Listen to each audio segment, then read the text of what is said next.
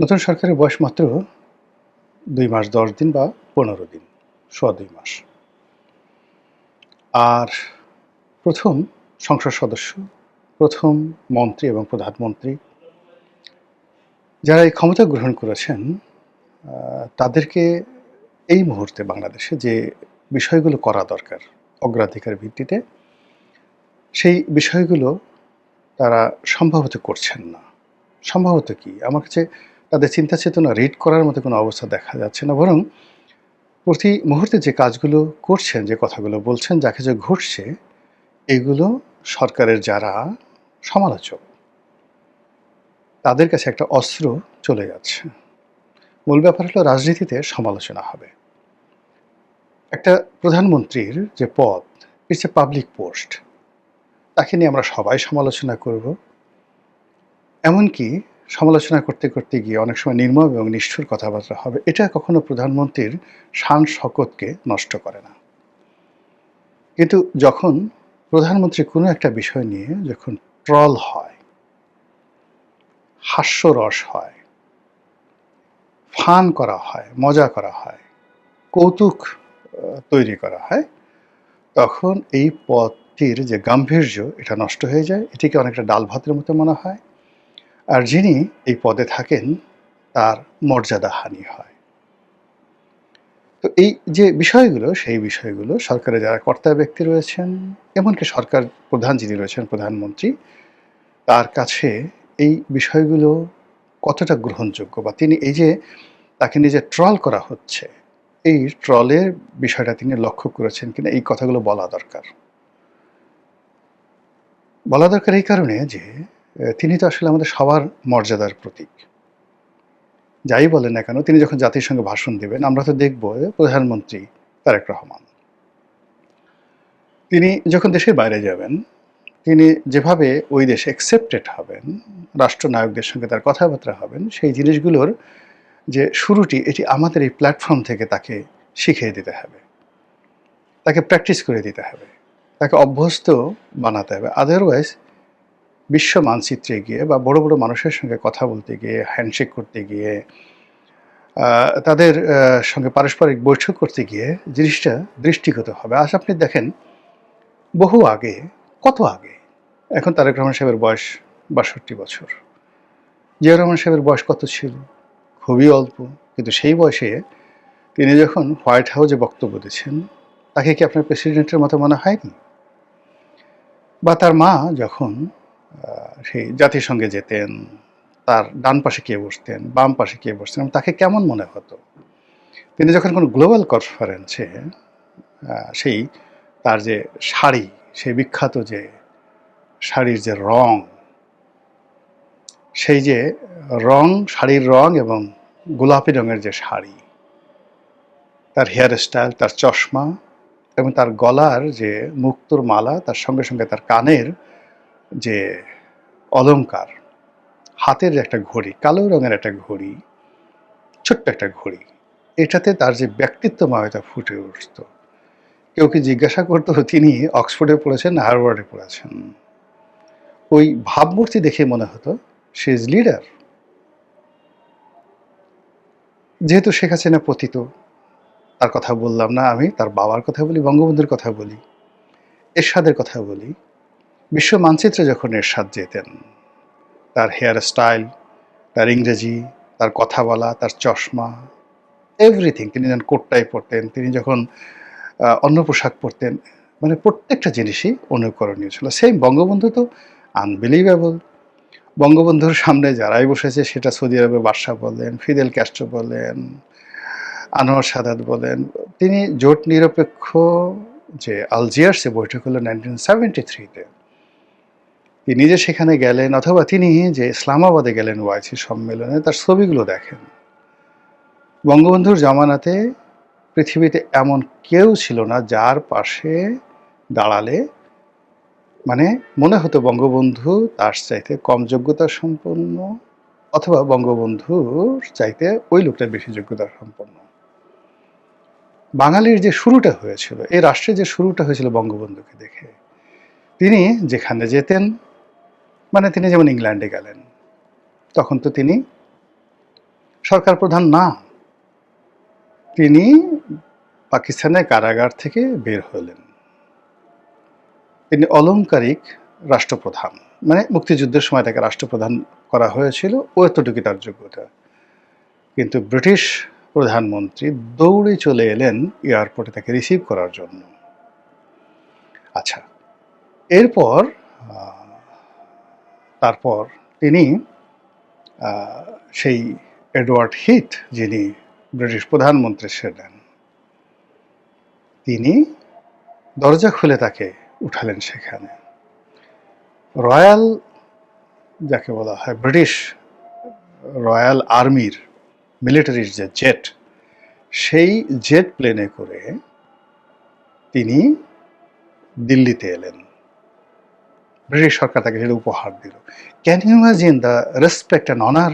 বঙ্গবন্ধু, আপনি কখনো শুনেছেন যে ব্রিটিশ জাতি তাদের রয়্যাল এয়ারফোর্স, সেই এয়ারফোর্সের কোনো প্লেন দিয়ে পৃথিবীর কোনো রাষ্ট্রপ্রধানকে, সরকার প্রধানকে প্রোটোকল দিয়ে তারা পাঠাইছে 200 বছরের ইতিহাসে? এমনকি কোনো আমেরিকান কোনো প্রেসিডেন্টকে? নেভার, কখনো হয়নি। বঙ্গবন্ধু একা পেয়েছেন। তো সেই পোর্টফোলিও, তিনি যখন সুইজারল্যান্ডে গেলেন, বঙ্গবন্ধুর একবার গল ব্লাডারে অপারেশন হলো, ইংল্যান্ডে তিনি গেলেন এবং সেখান থেকে শরীরটা তার ভালো লাগছিল। ডাক্তাররা পরামর্শ দিলেন যে তিনি সুইজারল্যান্ডে তার কয়েকদিন সময় কাটানো দরকার। তো তিনি সুইজারল্যান্ডে গেলেন। এই খবর সুইজারল্যান্ডে গেল। সুইজারল্যান্ড কোনো জাতিসংঘের সদস্য না। সুইজারল্যান্ডের পুরো ক্যাবিনেট চলে আসলো এবং তারা সুইজারল্যান্ডের সবচেয়ে সুন্দর জায়গাতে, সবচেয়ে সুন্দর যে হোটেলটি, সেই হোটেলে তারা বঙ্গবন্ধুকে রাখলেন উইথ অল গ্রুপ, এবং সমস্ত ব্যয়ভার সুইস গভর্নমেন্ট দিল। আচ্ছা দেখান তো, সুইজারল্যান্ডের মতো একটা নাকুচু জাতি, যারা জাতিসংঘের সদস্যপদ হয়নি দীর্ঘদিন, সেই সুইজারল্যান্ডের সরকার কারো কোনো রাষ্ট্রপ্রধান, সরকার প্রধানের যে ভার বহন করেছে, ব্যয়ভার বহন করেছে, নিজেকে সেলিব্রেট, মানে সেই দেশে তারা থাকতে গেছে এবং সুইজারল্যান্ড সরকার সেই বিল দিয়েছে পার্সোনাল ট্রিপের, তাদের 100 বছরের ইতিহাস আপনি দেখাতে পারবেন না। Only one happened, that for Bangabandhu.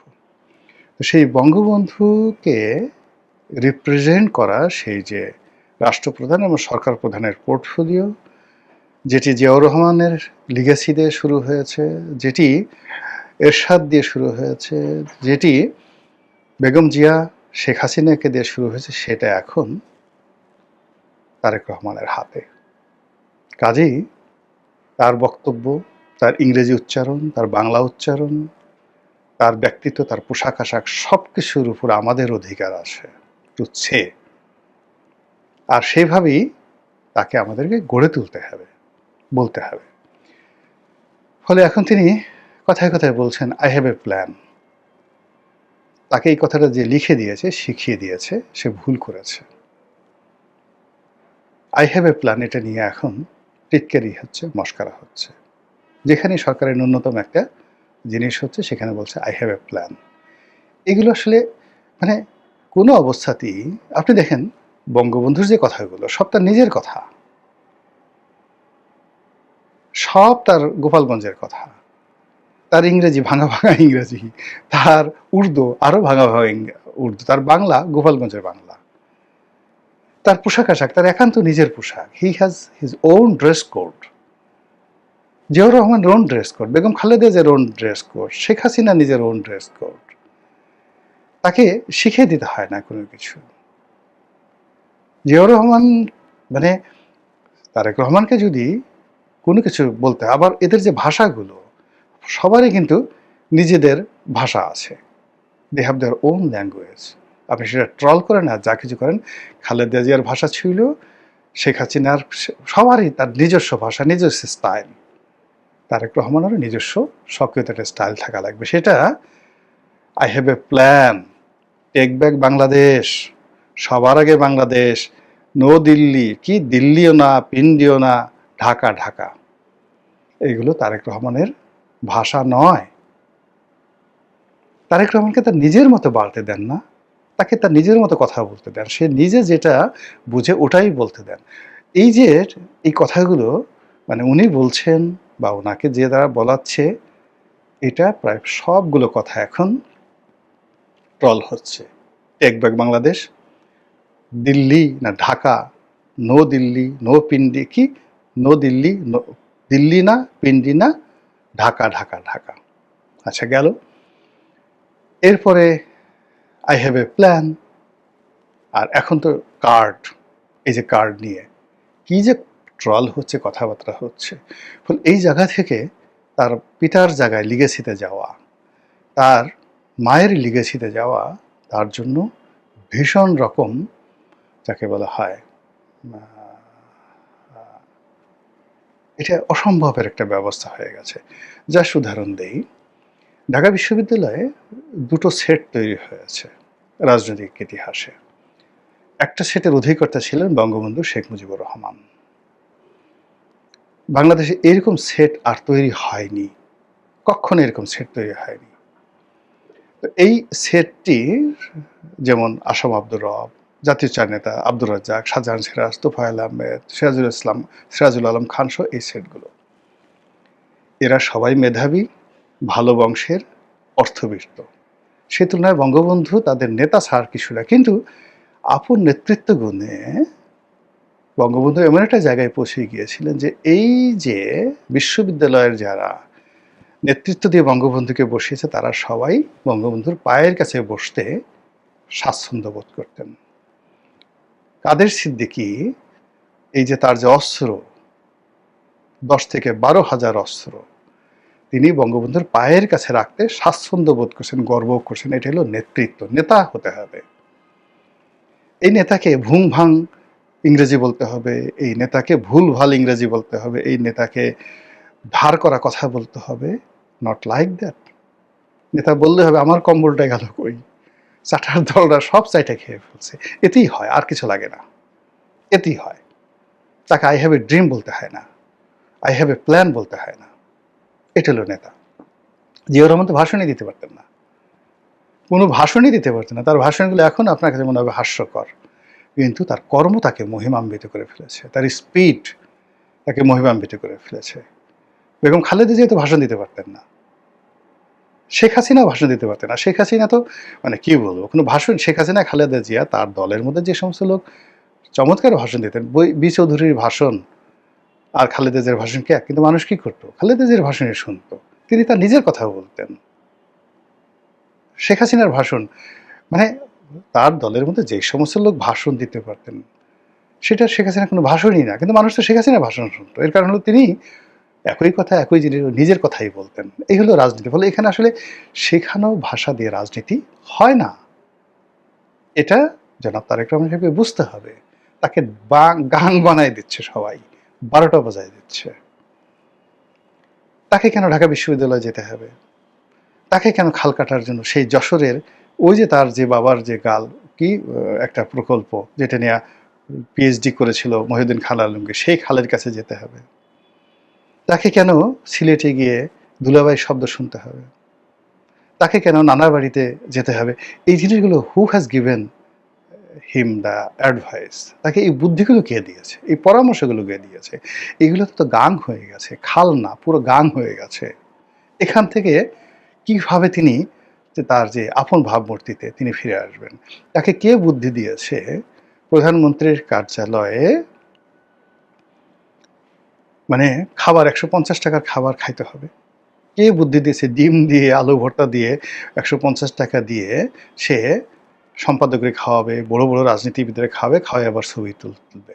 এই বুদ্ধি তাকে কে দিয়েছে? আচ্ছা, সে কি আওরঙ্গজেবের চাইতেও মহান ব্যক্তি, যে কিনা নিজের পেটের খাবার তিনি রাজকোষ থেকে একটা পয়সা নিতেন না, সিংহাসনে বসে তিনি বসে বসে এই রাজ্য চালাতেন। পৃথিবীর সবচেয়ে বড় ট্রেজারি ছিল তার। সারা পৃথিবীর 33% জিডিপি ছিল যে সিংহাসনের, সেই সিংহাসনের 53 বছরের সম্রাট আওরঙ্গজেব। আচ্ছা, এবং এই সিংহাসনের মানে 33% জিডিপির তার ট্রেজারি, পৃথিবীর সবচেয়ে বড় মিলিটারি, 15 লক্ষ ছিল তার সোলজার ওই আমলে। 15 লাখ, এখনো ভারতে 15 লক্ষ সোলজার নেই। তিনি যে সিংহাসনে বসতেন, ময়ূর সিংহাসন, মানব জাতির ইতিহাসে এত দামি সিংহাসন অতীতে তৈরি হয় নাই, ভবিষ্যতে তৈরি হয় নাই। তিনি যে প্রাসাদে বাস করতেন, the red fort of Delhi, এত বড় লাক্সারি প্রাসাদ পৃথিবীর আর কোথাও তৈরি হয়নি। তারেক রহমান সাহেবের উচিত এইগুলো দেখে আসা। এখানে বসে তিনি যে ময়ূর সিংহাসনে বসতেন, সেখানে বসে বসে তিনি রাজকর্ম পরিচালনা করতেন, শুনতেন, এবং ঘন্টার পর ঘন্টা বসে বসে তিনি টুপি সেলাই করতেন। তার এক্সপার্টিস এমন হয়ে গেছিল যে তিনি ওই জাস্ট টুপি বনন করতে পারতেন, কোরআন শরীফ নকল করতেন, এবং এইগুলো নিলামে বিক্রি করতেন। রাজার জিনিসগুলো নিলামে বিক্রি করতেন এবং সেটা দিয়ে তিনি তার নিজের ঘর সংসার চালাতেন। আমি নিজে দেখে আসছি, সে যে রুমে থাকতো এবং সে যে মসজিদে পড়তো, ছোট্ট একটা মতি মসজিদ তার বাসার পাশে ছিল, অবসর সময় তিনি এই কাজগুলো করতেন। তার ঘরের কোনো প্রাইভেট চাকর বাকর ছিল না, নিজে রান্না করতেন, তার স্ত্রীকে সাহায্য করতেন এবং নিজের ঘর নিজে মুছতেন। তারেক রহমান সাহেব সেই কাজ করেন।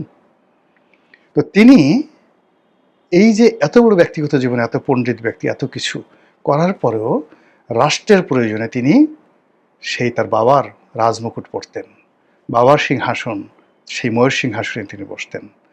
এটাই রাজনীতি।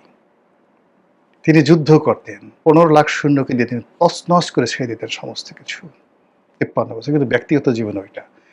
তো তার কাছে যখন আসতো, তিনি কি কোনো রাজকীয় মেহমানকে তার ঘরের মধ্যে নিয়ে আলু ভর্তা দিয়ে ভাত খাওয়াইছেন কখনো? তিনি রাজার মতোই আচরণ করতেন। ওই যে 33% জিডিপি, ওই অনুযায়ী যেভাবে হওয়া দরকার সেভাবেই করতেন। তো সেক্ষেত্রে এই ডাল আলু ভর্তার বুদ্ধিটাকে কে দিয়েছে? এই যে সে নিজে ফ্লাইং শার্ট পরে ইন্না করে ঘুরে বেড়ায়, এটা তো একান্ত ব্যক্তিগত বিষয়। কিন্তু তার মন্ত্রীরা যে সারাদিন গরমের মধ্যে, এই যে মে মাসে পুলিশের যে অনুষ্ঠান, সবাই সেখানে গেছে কোটটাই পরে, প্রধানমন্ত্রীর কাছে সেখানে, তাহলে এটা কন্ট্রাস্ট করলো না? হোয়াট ডাজ ইট মিন? প্রধানমন্ত্রীর ক্যাবিনেটের লোকজন কেউ তাকে ফলো করছে না, দেশবাসী তাকে কেন ফলো করবে?